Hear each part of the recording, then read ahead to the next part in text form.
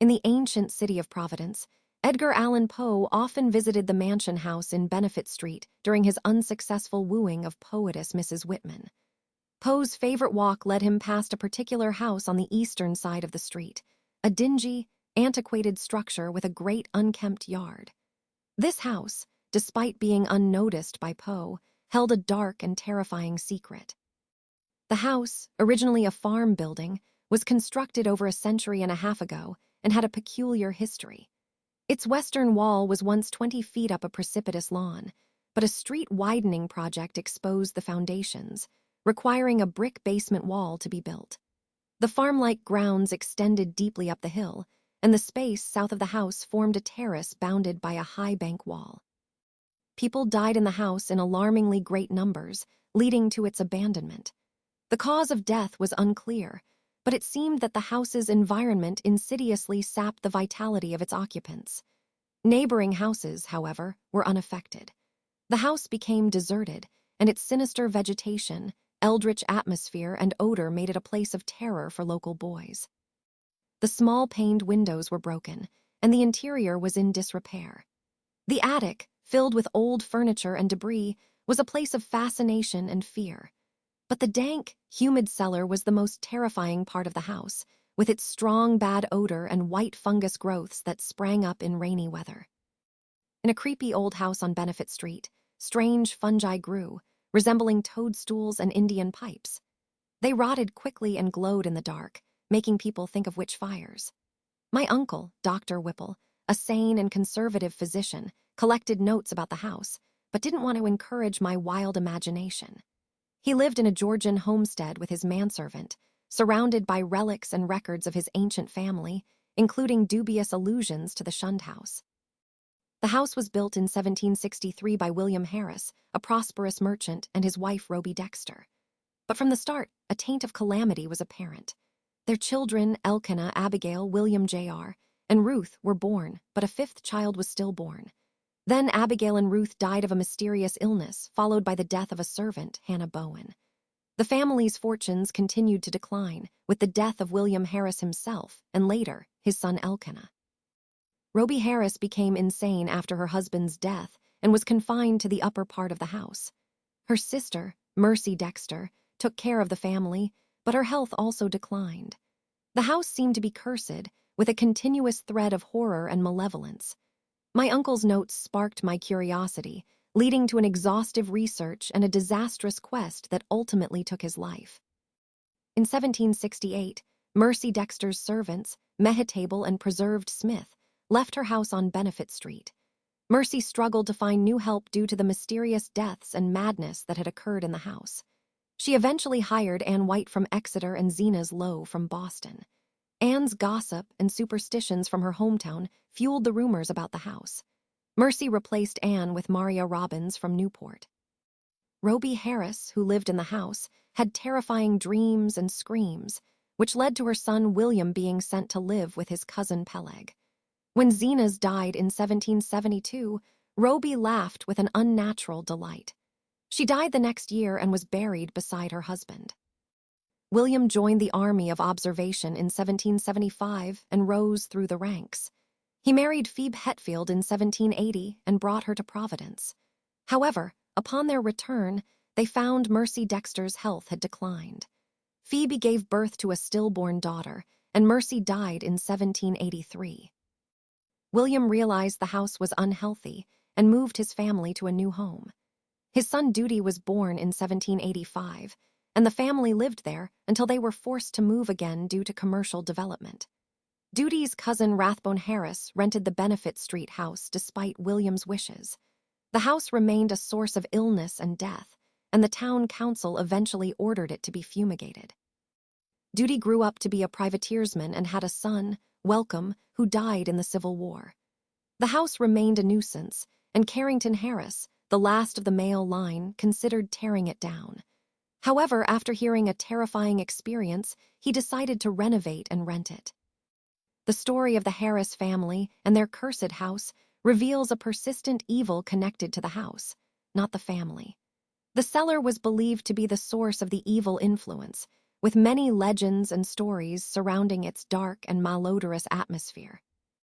Anne White told a tale of a vampire buried beneath a house, which sparked my interest due to similar stories I'd heard in my boyhood. The house had a dark history, with strange occurrences and unexplained deaths. A servant, Preserved Smith, reported feeling like something sucked his breath at night, and death certificates from 1804 showed 4 people died with no blood left in their bodies. Roby Harris, who lived in the house, spoke of a glassy-eyed presence with sharp teeth. Newspaper clippings from 1815 and 1845 told of 2 people who died under similar circumstances, becoming transfigured and attempting to bite their doctors. Later, in 1860 and 1861, a series of anemia deaths occurred, with victims babbling in French, a language they didn't know. My uncle, a doctor, collected data on the house and discussed it with me. I reviewed the evidence and gathered more, talking to the Harris family, who owned the house. They knew little about the French connection, but an old nurse, Maria Robbins, might have known something. I searched town records and deeds, looking for a comprehensive history of the site. I found that the land was originally granted to John Throckmorton and later subdivided. A rumor said it was a graveyard, but records showed the graves were transferred to another location. Then, I discovered a 1697 lease to Etienne Roulet and his wife, which connected to the French element in the story. I studied the platting of the area and found that the Roulets had a graveyard behind their cottage, but no record of grave transfers existed. In 1686, Huguenot Etienne Roulet and his family settled in Providence, Rhode Island, after facing opposition in East Greenwich. They were given a haven, and Etienne got a clerical post at Pardon Tillinghaste's wharf. However, a riot occurred later, and the family vanished. For over a century, the Roulets were remembered and discussed, especially Etienne's son Paul, who was known for his erratic behavior. Old Maria Robbins knew a legend about the family, which might be connected to the French ravings of Roby Harris and others in the Shunned House.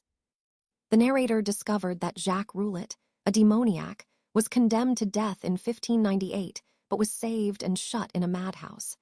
The narrator visited the Shunned House frequently, studying the garden and cellar.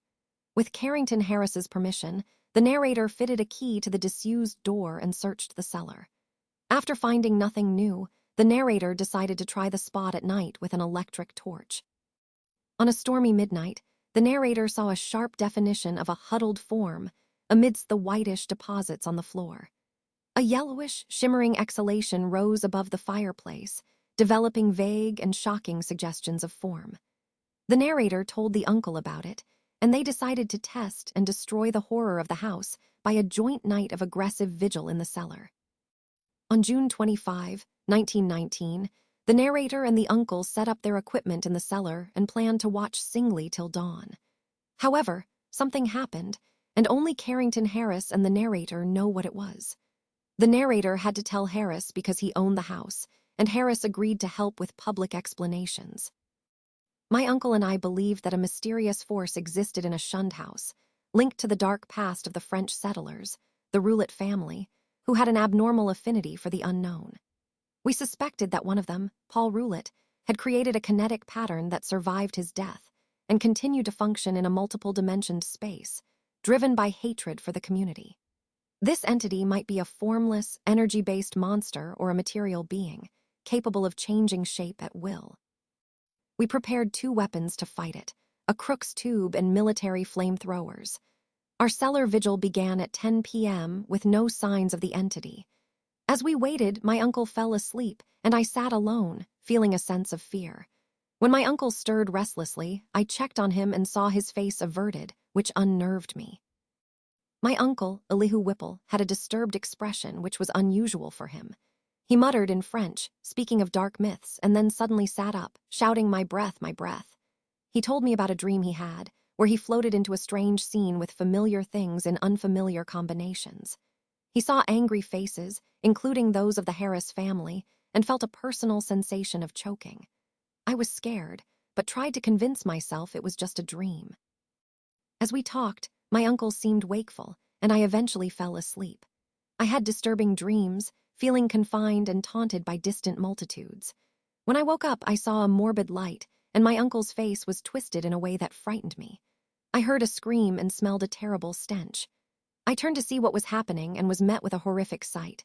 A vaporous corpse light rising from the fungus-ridden earth, with wolfish eyes and a monstrous head. My uncle was transformed, leering and gibbering at me with dripping claws. I managed to stay sane due to my training and threw on the current of the Crookes tube apparatus, focusing the strongest ether radiations towards the horror. The yellowish phosphorescence grew dimmer, and the scene was bathed in a bluish haze. In a dimly lit room, I witnessed a horrific scene where my uncle's body began to liquefy, taking on multiple identities and aspects. I saw features of the Harris line, both masculine and feminine, as well as those of Mercy Dexter. The shifting features fought to form contours like my uncle's face, and I like to think he existed in that moment, trying to bid me farewell. I fled the scene, leaving behind a trail of greenish grease. I walked aimlessly, trying to process what I had seen, and eventually returned to the house, where I found no sign of the horror. I decided to investigate further, suspecting that the source of the terror was some kind of exotic emanation or vampirish vapor. The next day, I began digging in the cellar, uncovering a foul-smelling, yellow ichor-emitting fungus. As I dug deeper, the smell grew worse, and I became convinced that I was close to uncovering the source of the horror. Finally, my spade struck something soft, and I uncovered a fishy, glassy substance with a form like a giant stovepipe. I poured acid down the hole, precipitating a blinding maelstrom of greenish-yellow vapor. The roar that followed was unspeakably shocking, but eventually the fumes dissipated, and I was able to fill in the pit. Fear had left the place, and the strange fungi had withered away. As I buried the last remains of a terrifying creature, I cried for my beloved uncle, who had finally found peace. The following spring, the once spooky house's garden transformed, and Carrington Harris moved in. Although the house still has an eerie aura, I'm drawn to its mystique. I'll feel a mix of emotions when it's eventually demolished to make way for a new building. The old trees, once barren, now produce sweet apples, and birds have made their homes in their twisted branches.